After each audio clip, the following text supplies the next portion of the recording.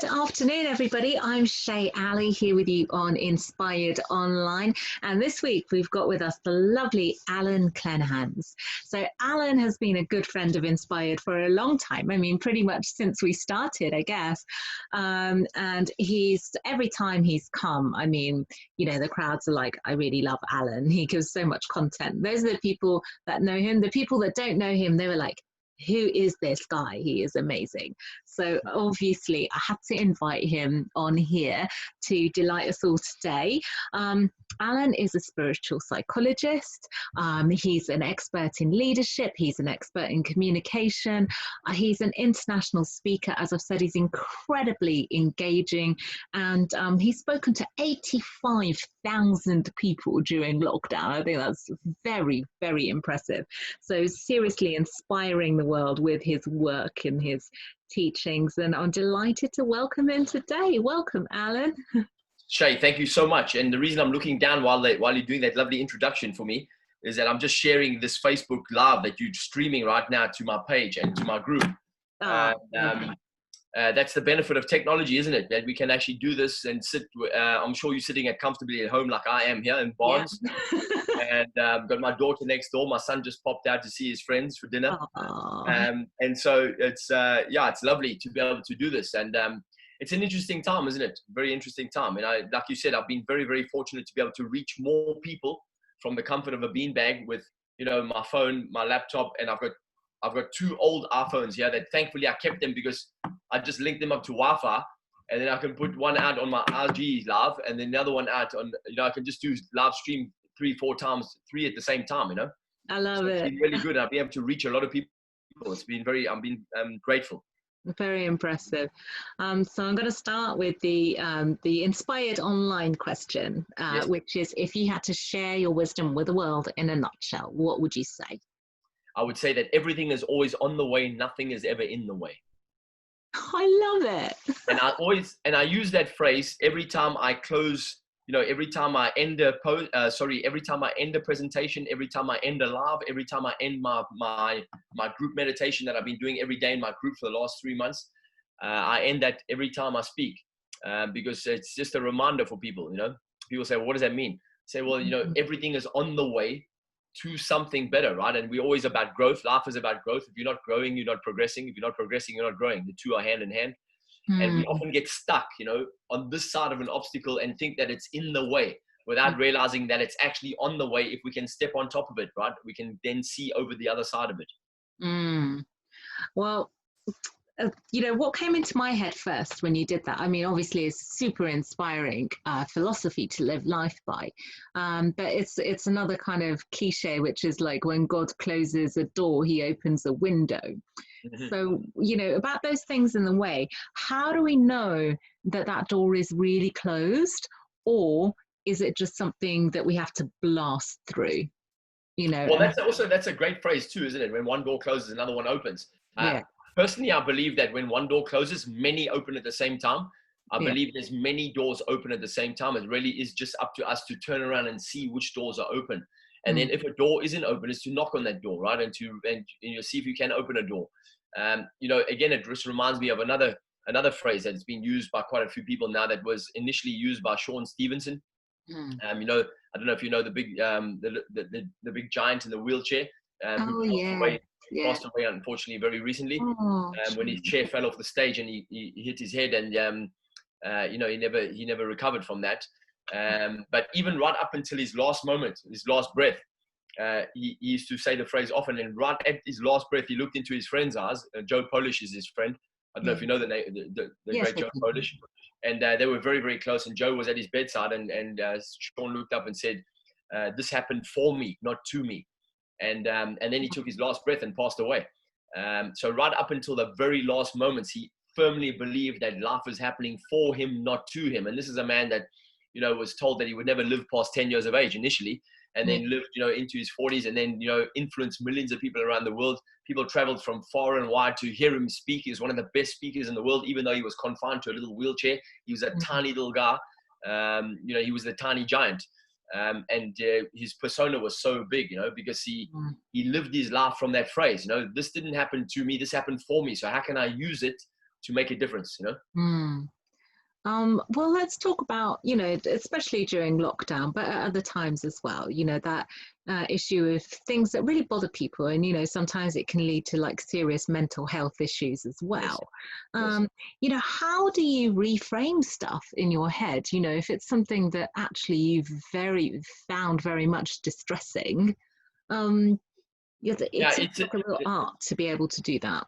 it's not easy, you know. However, it's anybody can learn it. This is the thing with any skill, you know. Skills are learned. Nobody's born with the skill, you know. We're born with we may be born with a certain type of well, let me rephrase that. We are all born with this fantastic spirit and this fantastic desire to live, and then as we get older, that we get misaligned from our true north, from as young kids.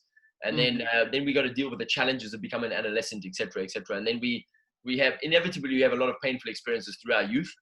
Those shape our psychology. However, we get to a point as an adult and we are living from a false paradigm, and then we don't really realize that. And then what we do is we forget that we have these powerful internal resources. And if we apply ourselves in certain areas and we say, well, what can I do to develop myself as a person? The most powerful thing you can ever do to develop yourself as a person is to develop your communication skills with yourself before anybody else. Because if you develop an internal dialogue with yourself that is uplifting, that is empowering, that is that inspiring, it's inspiring inside your own mind, then you can turn any adversity into a profit, any adversity into an opportunity. And it's possible. And people say, well, anyone? Yeah, for sure. Because I've met people who have been able to do that. And these are people who have had to bury their children, at young ages.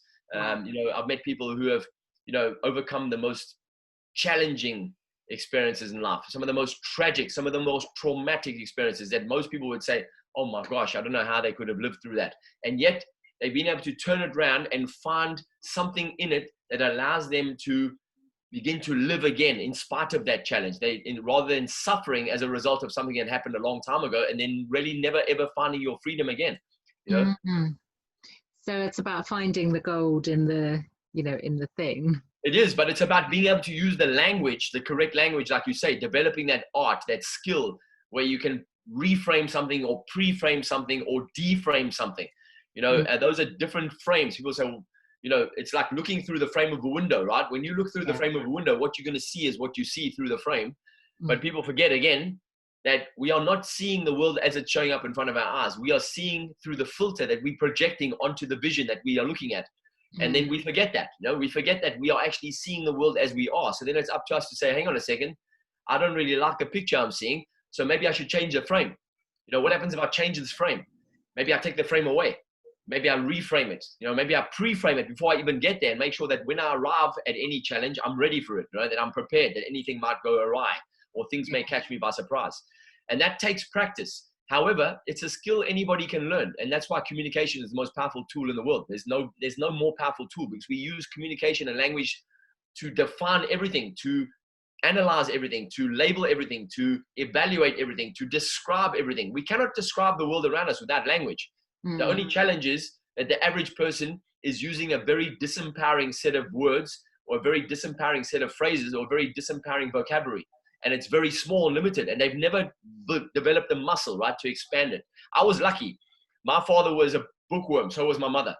And my father had this big old Oxford dictionary, right? It was huge, and it was, it was old and tattered, and it was his favorite book because he used to look up words all the time. He was a crossword buff. He loved crosswords, and he would always go for the hardest crosswords, and he just always doing a crossword. And he knew he had such a powerful vocabulary. And he used to say to me all the time, he'd say, Allan, develop your vocabulary. Learn at least 3 new words every day. Learn 3 brand new words and use them in your vocabulary, and get used to using different kinds of words, so that when you are in a conversation, your brain will be able to pull things and you'll surprise yourself and you'll have powerful conversations. And conversations are how you open up things with other people and how they open up opportunities. Yeah. Well, let's talk about those conversations with other people then. And this is maybe slightly different to what we've been talking about, but are there any techniques to build that instant rapport with someone else? Yeah, for sure there is. Rapport is, we forget that rapport is something we naturally do, all of us as young kids. But as I said again, what happens is through, significant emotional events as young people, through traumatic experiences, through, tragic experiences, painful suffering, what we do is we begin to misalign ourselves from our true north, and other people do the same thing for us. And we start buying into other people's conversations about who we are. And then we forget that we have this natural ability to create rapport and make friends with other kids. I mean, look at kids in the playground, it's very different now because they're not interacting in playgrounds like they used to. But if you take the average children, the average group of children in any playground, you just bring kids together from different directions, and, they don't have to know each other. And before you know it, they're playing with each other, they're chasing each other, they're having fun. They don't even know each other's names because they don't have that ability to say, hey, what's your name? My name's Tom, right? They're just playing. Mm-hmm. And then as we get older, we forget that we have that ability to create rapport, which is to connect. That's what it is. Rapport simply means a relationship of responsiveness. And so what people are afraid to do now, and even more so now, it's exacerbated now because we are now trying to avoid each other in the streets. And therefore we are not connecting with each other because we are afraid of each other. And what that means is now it's highlighting, all it does is it strengthens the muscle of not connecting, right? And then it's harder for people who don't know how to connect or perhaps are a little bit shy. But the average person can connect with anybody as long as they are willing to reach out first. That's something I developed a skill early on. Again, my father said, listen, always be the first one to say hello. Always be the first one to smile. Always be the first one to reach out your hand and say, hi, my name's Allan. What's your name? And I developed that skill, even though I was terrified, right? I just kept practicing it. And we all have that ability. It's about connecting, making friends. And when you can just look for commonalities with each other, look for similarities in each other, look for something you can pay somebody a compliment. I mean, a genuine compliment, not flattery, because flattery doesn't get you anywhere. We know that. However, genuinely complimenting someone. So I would, for instance, very simple thing. You see someone wearing a nice shirt. Hey, I really like that shirt. You see someone wearing a nice tie. I really like that tie. That color looks good on you. You look for something specific and then compliment on that, because that creates connection. That creates warmth. That disarms people. When you're friendly, you smile and you just reach out. Yeah. The easiest thing for us to do as human beings, but we've trained ourselves out of it, right? Through all kinds of behaviors, all kinds of experiences, etc. Well, let's. You also talked about earlier in terms of the conversations that we have with ourselves, and I love Marianne Williamson's analogy, actually, where she says, you can only give when your cup is full, because if your cup is half full and you start giving, then you are empty yourself. You want to give of the overflow. So, how can we do that? How can we be as kind to ourselves as we are to others? Yeah, and that's a great question. And that is the biggest challenge for all of us. Again, I keep referring to our younger years because that's where we form our psychology. That's where we form our own belief systems about ourselves. That's where we form these identities that we believe are going to get us through life, that are going to keep us safe, that are going to help us to meet our needs and get us what we want in terms of connection, validation, love, etc. The great Stephen Covey, your question really brings Stephen Covey to mind. I love Stephen Covey. He was an amazing man. He wrote The 7 Habits of Highly Effective People, The 8th Habit. He wrote other books too. He was one of the best speakers around. He was one of the most popular speakers, trainers, consultants. He wasn't really a coach per se in those days, but he was a consultant. He was a trainer, facilitator. He was a leadership expert. He was a team expert. He was so powerful in communication within teams and companies.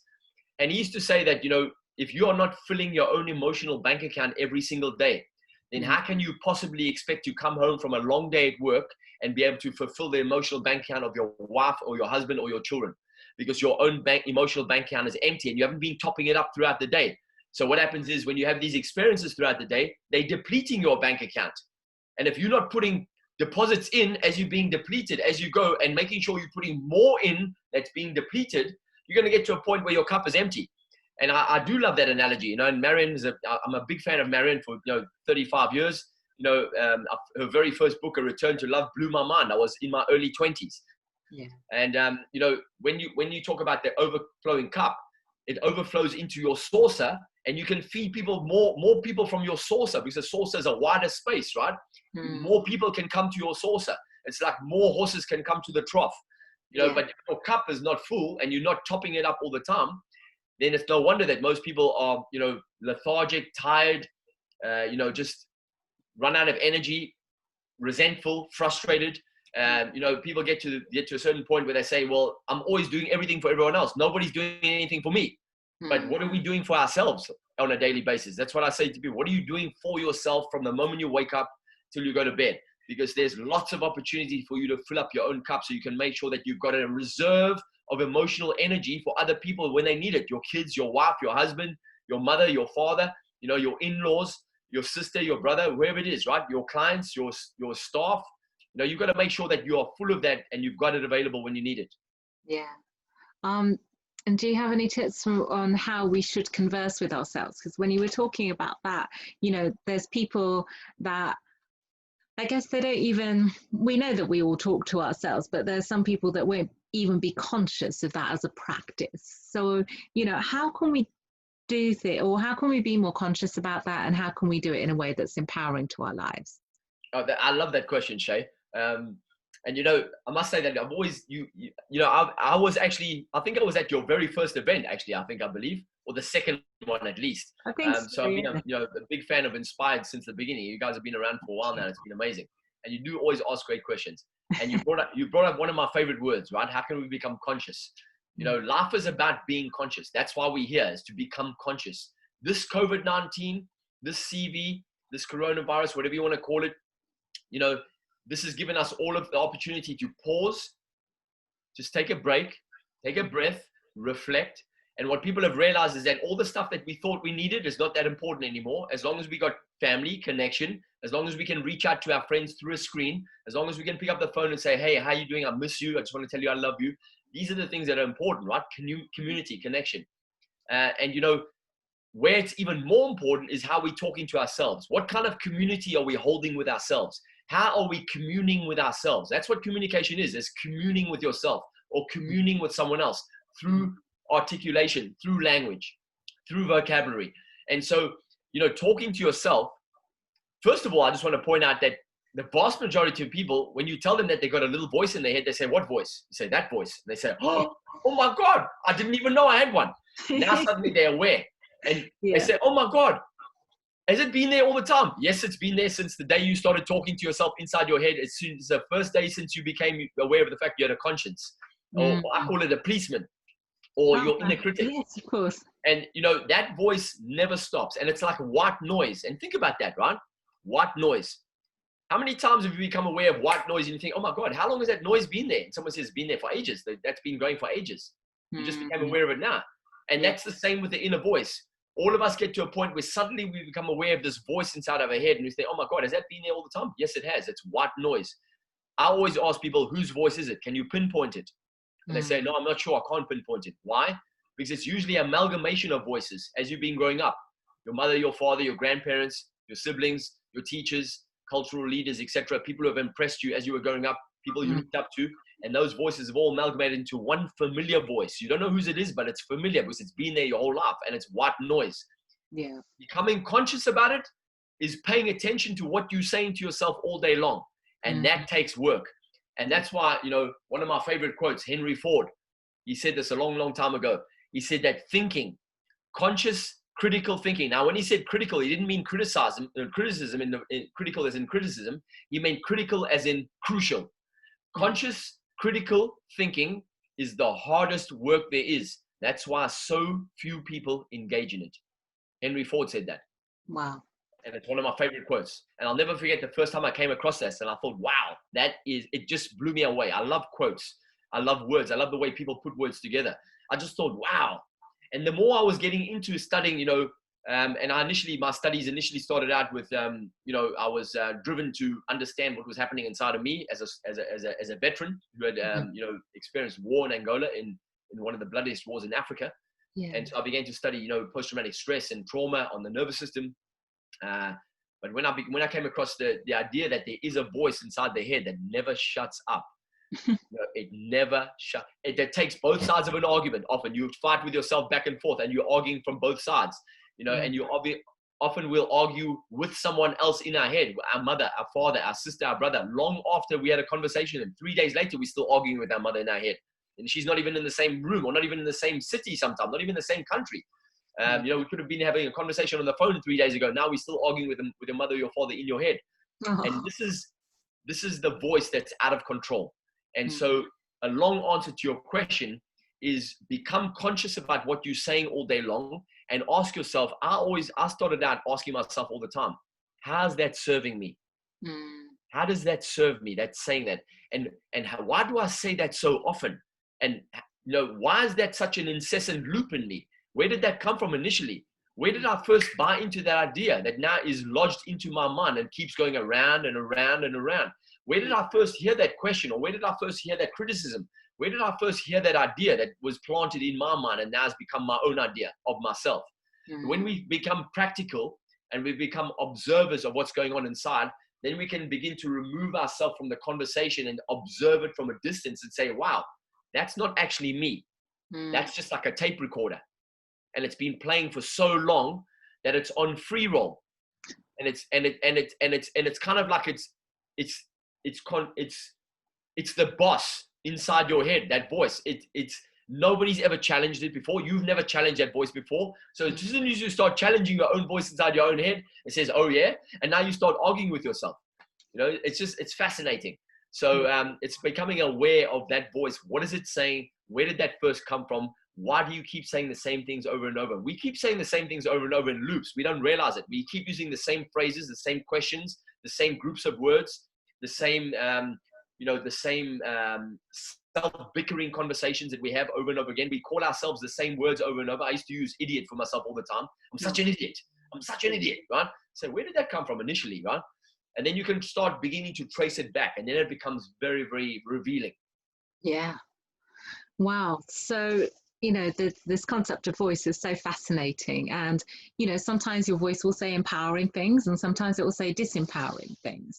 And I'm really interested in this concept. How does one tell the difference between the voice of fear and whether we should ignore it, or the voice of intuition? So it could be, actually, I'm telling you not to do this thing because I'm protecting you. Or it could be, I'm telling you not to do this thing because I'm scared. Yes. So how do you know the difference? That's a great question. That's a brilliant question. And it comes down to vibration. To answer what you said earlier first is the reason sometimes we'll say something positive to ourselves and we'll be feeling good and we'll be on a roll and we'll be our biggest fan for a period of time. Those moments are usually very short-lived for most people because most of the time they default back to the disempowering conversation and they default back to the destructive behavior patterns or the disempowering emotions. So it really is linked to mood a lot of the time. However, it's always, you can always tell where the voice is coming from based on the vibration in your body. Do you feel good about it? Does it feel like a knowing, or is it linked to an uneasiness? Is it linked to maybe an anxiety? Is it linked to the fact that maybe you don't want to do something because if you do it, you recognize that actually if you do it, you might make a mistake and then you might get humiliated, or you might feel like a fool if you get it wrong, or you might invest some money in a business opportunity and it might go south and you lose out, and you've done that before and you don't want it to happen again, and that was very scary for you. So it's all about the emotions. It's all about the vibration in your body. Intuition always comes from a deeper place inside of you, and and intuition is not a voice, and this is a very important thing too. So I'm so glad you raised this question. Intuition is more a feeling. It's more like a nudge. It's like a nudge in the right direction. It's a feeling. The voice in your head, that's from your ego. That's fear. That's a voice. If you're listening, you'll hear that voice say, hey, don't do that. It's not a good idea. Hey, stay in bed today. Don't go to the gym today. Hey, relax. Take the day off. Watch TV. Hey, you can eat that pie there. It's fine. You know what I mean? Listen, you can have that there. You can smoke that cigarette. We'll give up tomorrow, right? You can have an extra glass of wine.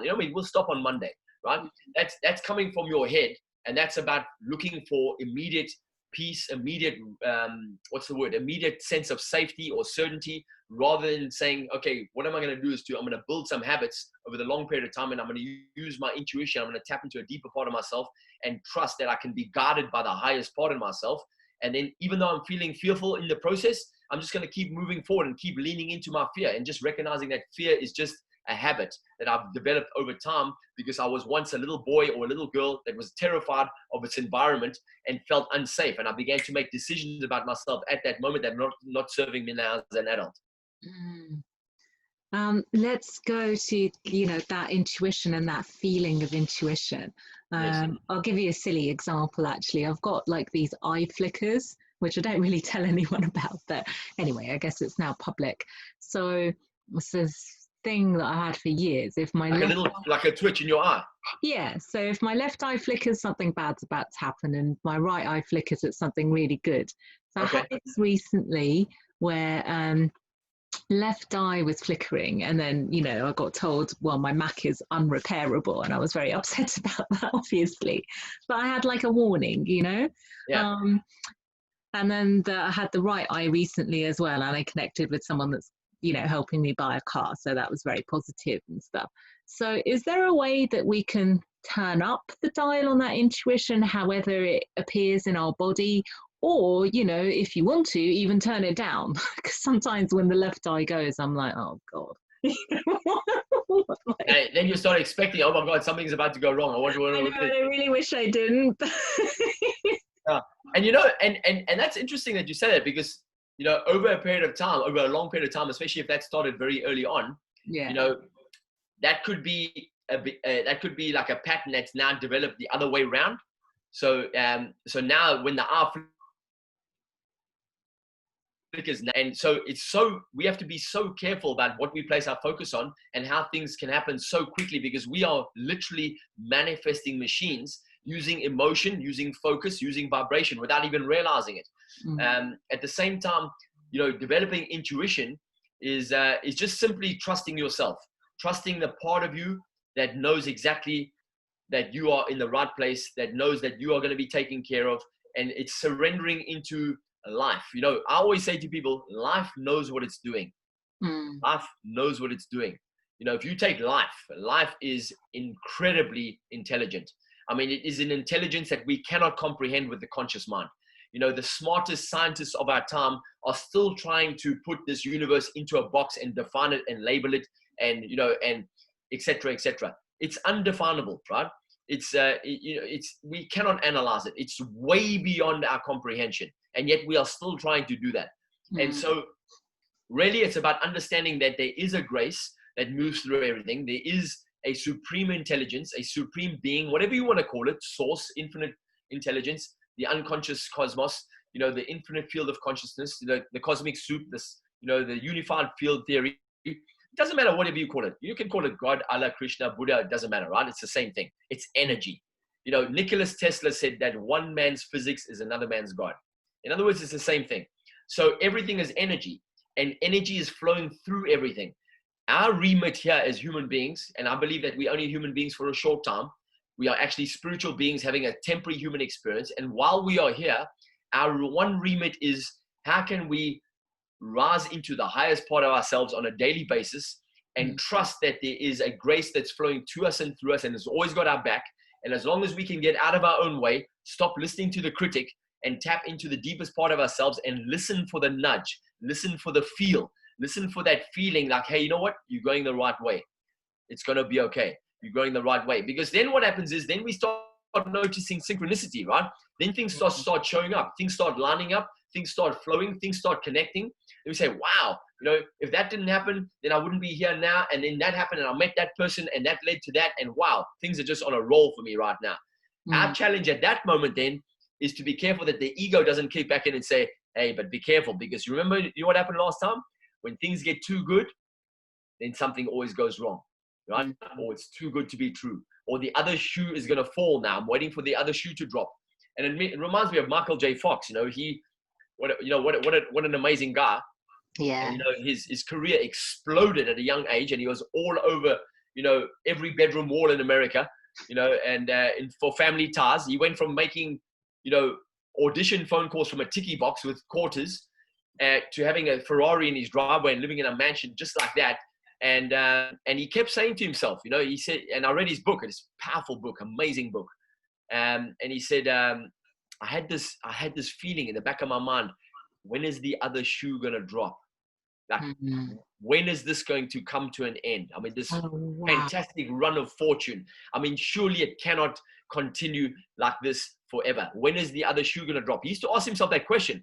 And you know what happened? Then he developed early onset Parkinson's. Yeah. And, you know, and there's all kinds of reasons for that. And people say, well, are you saying it's linked? Well, that's an interesting conversation. I believe that everything is linked. I believe that everything is connected, because everything is energy. and everything is made up of molecules, atoms, and electrons, and it's all moving. It's all in circulation. And so everything is connected. And so again, it brings me back to, Bruce Lipton, when he wrote Biology of Belief, and, he turned genealogy on its head.